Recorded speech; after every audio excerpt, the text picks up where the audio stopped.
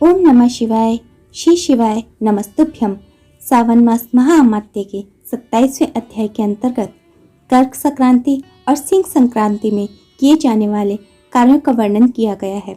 शिवजी बोले, हे सनत कुमार, श्रावण मास में कर्क संक्रांति तथा सिंह संक्रांति आने पर उस समय जो कृत्य किए जाते हैं उन्हें भी मैं आपसे कहता हूँ। कर्क संक्रांति तथा सिंह संक्रांति के बीच की अवधि में सभी नदियाँ रजस्वला रहती हैं, अतः समुद्रगामी नदियों को छोड़कर उन सभी में स्नान नहीं करना चाहिए। कुछ शिष्यों ने यह कहा है कि अगस्त्य के उदय पर्यंत ही वे रजस्वला रहती हैं। जब तक दक्षिण दिशा के आभूषण स्वरूप अगस्त्य उदित नहीं होते तभी तक वे नदियां रजस्वला रहती हैं और अल्प जल वाली कही जाती हैं। जो नदियां पृथ्वी पर ग्रीष्म ऋतु में सूख जाती हैं, वर्षा काल में जब तक 10 दिन न बीत जाए तब तक उनमें स्नान नहीं करना चाहिए। जिन नदियों की गति स्वतः 8000 धनुष तक की नहीं हो जाती तब तक वे नदी शब्द की संज्ञा वाली नहीं होती, अपितु वे गर्त ही कही जाती हैं।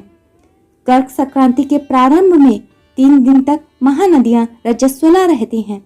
हे मुनि, अब मैं महानदियों को बताऊंगा, आप सावधान होकर सुनिए। गोदावरी, भीमरथी, तुंगभद्रा, वेनिका, तापी, पयोष्णी, ये 6 नदियां विंध्य के दक्षिण में कही गई हैं। भागीरथी, नर्मदा, यमुना, सरस्वती, विशोका, वितस्ता, ये 6 नदियां विंध्य के उत्तर में कही गई हैं। ये 12 महानदियां देवऋषि क्षेत्र से उत्पन्न हुई हैं। हे मुनि, देविका, कावेरी, वंजरा, कृष्णा, ये महानदियां कर्क संक्रमण के प्रारंभ में 1 दिन तक रजस्वला रहती हैं। गौतमी नामक नदी कर्क संक्रमण होने पर 3 दिनों तक रजस्वला रहती है। चंद्रभागा, सती, सिंधु, सरयू, नर्मदा, गंगा, यमुना, लक्षज्वाला, सरस्वती, ये जो नान संज्ञा वाली नदियां हैं वे रजोगुण से युक्त नहीं होती हैं। श्योण, सिंधु, हिरण्य, कोकिल, आहिता, घरघर और शततु, ये 7 नाद पवित्र कहे गए हैं। ध्रम, द्रव्यमयी गंगा, पवित्र यमुना तथा सरस्वती, ये नदियां गुप्त रजो दोष वाली होती हैं, अतः ये सभी अवस्थाओं में निर्मल रहती हैं। जल का यह रजो दोष नदी तट पर रहने वालों को नहीं होता है। रजो धर्म से दूषित जल भी गंगा जल से पवित्र हो जाता है। प्रसव अवस्था वाली बकरियां, गाय, भैंसे व स्त्रियां और भूमि पर वृष्टि के प्रारंभ का जल ये 10 रात व्यतीत होने पर शुद्ध हो जाते हैं। कुएं तथा बावली के अभाव में अन्य नदियों का जल अमृत होता है। रजो धर्म से दूषित काल में भी ग्रामोभोग नदी दोष में नहीं होती। दूसरे के द्वारा भरवाए गए जल में रजो दोष नहीं होता है। उपाक्रम में, उत्सर्ग करते में, प्रातः काल के स्नान में, विपत्तियों में, सूर्य ग्रहण काल में तथा चंद्र ग्रहण काल में रजो दोष नहीं होता है। ये सनत कुमार, अब मैं सिंह संक्रांति में गौ प्रसव के विषय में कहूँगा। सिंह राशि में सूर्य के संक्रमण होने पर यदि गौ प्रसव होता है तब जिसकी गाय प्रसव करती है उसकी मृत्यु 6 महीनों में हो जाती है।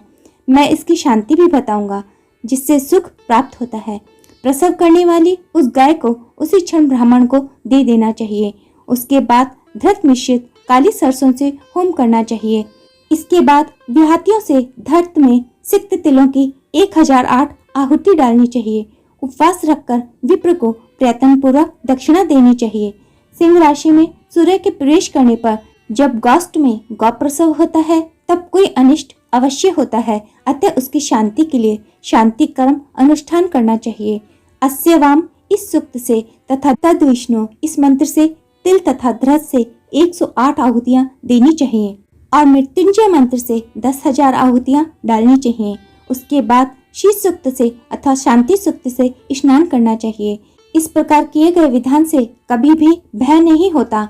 इसी प्रकार यदि श्रावण मास में घोड़ी दिन में प्रसव करे तो इसके लिए भी शांति कर्म करना चाहिए। उसके बाद दोष नष्ट हो जाता है।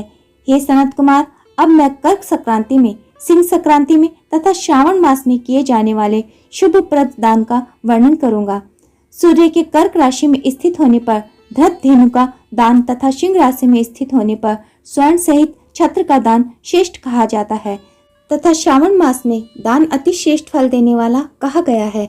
भगवान श्रीधर की प्रसन्नता के लिए श्रावण मास में धृत, धृत कुंभ, धृत धेनु तथा फल विद्वान ब्राह्मण को प्रदान करने चाहिए।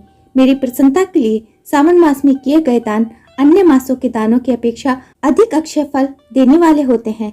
12 महीनों में इसके समान अन्य मास मुझको प्रिय नहीं है। जब श्रावण मास आने को होता है तब मैं भी उसकी प्रतीक्षा करता हूँ। जो मनुष्य इस माह में व्रत करता है वह मुझे परम प्रिय होता है, क्योंकि चंद्रमा ब्राह्मणों के राजा हैं, सूर्य सभी के प्रत्यक्ष देवता हैं। ये दोनों मेरे नेत्र हैं। कर्क तथा सिंह की दोनों संक्रांतियां जिस मास में पड़े उससे बढ़कर किसका महामात्य होगा। जो मनुष्य इस सावन मास में पूरे महीने प्रातःकाल स्नान करता है वह 12 महीनों के प्रातः स्नान का फल प्राप्त करता है। यदि मनुष्य सावन मास में प्रातः स्नान नहीं करता तो 12 महीनों में किए गए उसके स्नान का फल निष्फल हो जाता है। हे महादेव, हे दया सिंधु, मैं श्रावण मास में उषा काल में प्रातः स्नान करूंगा। हे प्रभु, मुझे विघ्न रहित कीजिए। प्रातः स्नान करके शिव जी की पूजा करके श्रावण मास की सत्य कथा का प्रतिदिन भक्ति पूर्वक स्मरण करना चाहिए। बुद्धिमान व्यक्ति इस प्रकार से ही माह व्यतीत करता है। अन्य मासों की प्रवृत्ति पूर्णमासी प्रतिपदा से होती है, किंतु इस मास की प्रवृत्ति अमावस की प्रतिपदा से होती है। श्रावण मास की कथा के महामात्य का वर्णन भला कौन कर सकता है। इस मास में व्रत, स्नान, कथा श्रवण आदि से जो 7 प्रकार की बंध्य स्त्री होती है वह भी सुंदर पुत्र प्राप्त करती है। विद्या चाहने वाला विद्या प्राप्त करता है, बल्कि कामना करने वाले को बल मिल जाता है। रोगी आरोग्य प्राप्त कर लेता है। बंधन में पड़ा हुआ व्यक्ति बंधन से छूट जाता है। धन का अभिलाषी धन को पा लेता है। धर्म के प्रति मनुष्य का अनुराग हो जाता है तथा पति पत्नी की कामना करने वाला उत्तम पत्नी पाता है। हे मानद, अधिक कहने से क्या प्रयोजन। मनुष्य जो जो चाहता है उसको वह पा लेता है और मृत्यु के बाद मेरे लोक को पाकर मेरे सानिध्य में आनंद प्राप्त करता है। कथा सुनाने के बाद वस्त्र, आभूषण आदि से कथावाचक की विधिवत पूजा करनी चाहिए। जिसने वाचक को संतुष्ट कर दिया उसने मानो मुझ शिव को प्रसन्न कर दिया। श्रावण मास का महाअमात्य सुनकर जो वाचक की पूजा नहीं करता, यमराज उसके कानों को छेदते हैं और वह दूसरे जन्म में बहरा होता है। अतः सामर्थ्य अनुसार वाचक की पूजा करनी चाहिए। जो मनुष्य उत्तम भक्ति के साथ इस श्रावण मास महाअमात्य का पाठ करता है अथवा सुनता है अथवा दूसरों को सुनाता है उसको अनंत पुण्य की प्राप्ति होती है। इस प्रकार से स्कंद पुराण के अंतर्गत ईश्वर सनत कुमार संवाद में श्रावण मास महाअमात्य में नदी, रजोदोष, सिंह, गौप्रसव, सिंह कर्कट, श्रावण स्तुति, वाचक पूजा कथन नामक 27वां अध्याय पूर्ण हुआ। सावन के इस पवित्र माह में जो कोई भी व्यक्ति बड़ी ही श्रद्धा और प्रसन्नचित मन से सावन मास महाअमात्य की कथा का स्मरण करता है, महादेव उसकी सभी मनोकामनाओं को शीघ्र ही पूर्ण कर देते हैं। हर हर महादेव, जय भोलेनाथ।